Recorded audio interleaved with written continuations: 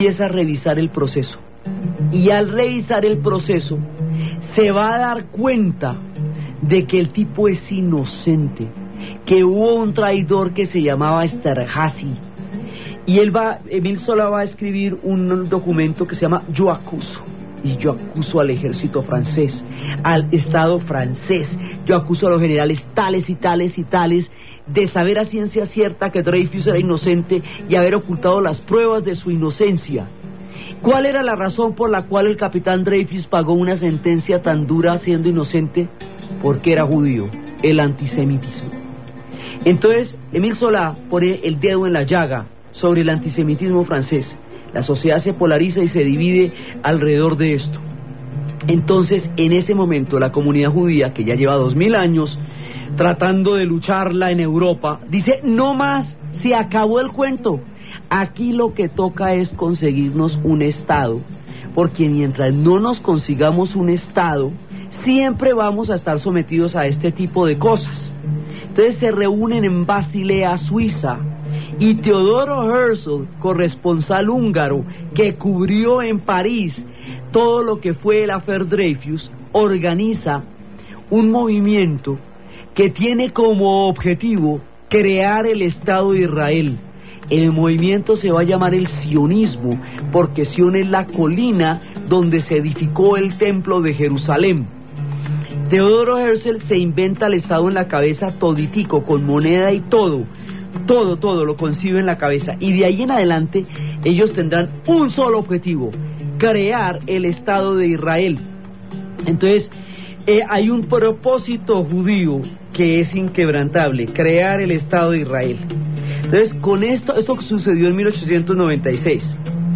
Inglaterra, metida en la Primera Guerra Mundial hasta el cuello en las necesidades más grandes, pide préstamos a la banca judía, poderosa desde los tiempos del final del medioevo y el comienzo del capitalismo.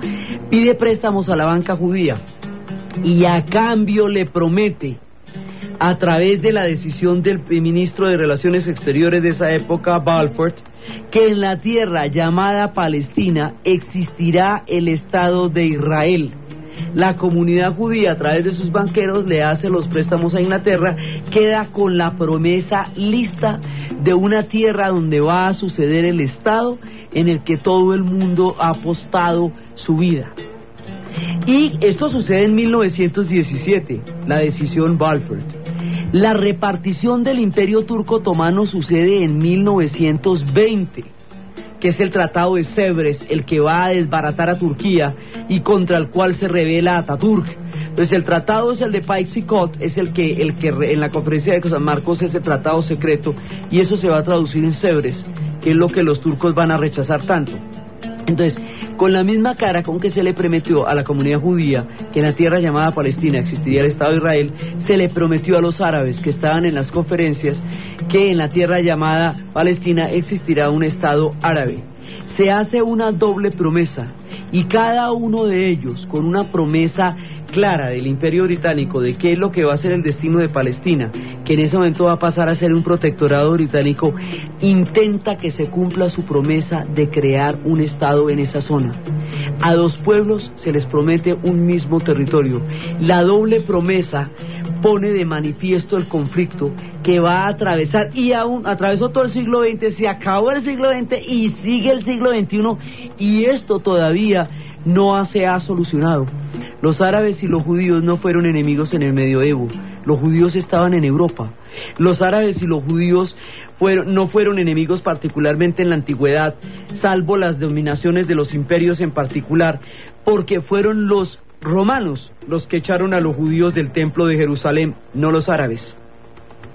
Los árabes y los judíos habían convivido, fueron parte de los imperios babilonios y asirios como todos los demás pueblos de la zona, pero no había entre ellos una enemistad. En la época, en el pacto del año 1, Mahoma aclara que los judíos son creyentes. El problema entre árabes y judíos no lo crean ellos, ni los árabes ni los judíos, los crean los repartos de tierra y la doble promesa de un mismo Estado a dos pueblos distintos. Por eso la disolución del Imperio Turco Otomano es la fuente de todos los conflictos de la zona. Es la fuente de los conflictos kurdos, de los conflictos armenios, del conflicto árabe-israelí, de los problemas de límites, de la reacción del panarabismo frente a todas estas componendas que sacrificaron su sueño como nación. Todo eso es el resultado de lo que está pasando entre 1914 y 1920. Ahí en ese momento es cuando todo esto se vuelve un polvorín del que no hemos podido salir. Entonces, la manera como estos conflictos se desarrollan, se van a convertir en guerras y en conflictos de gran magnitud, y cómo este rompecabezas nos va llevando a ser el polvorín del Medio Oriente que hoy es lo que vamos a ver en el siguiente programa. Entonces, desde la gran rebelión de Lores de Arabia, desde estos pueblos recorriendo el mortal desierto del Nefud, desde las esperanzas de un mundo árabe, desde una riqueza petrolera previamente repartida antes de que se arrancara a vivir una vida independiente, desde los sueños rotos y los tratados secretos, las cosas que se pasan por debajo de la mesa, las aguas turbias en las cuales se ve mezclada la turbulenta historia del Medio Oriente, en la narración de Ana Uribe, en la asistencia técnica César Moreno, y para ustedes, feliz domingo.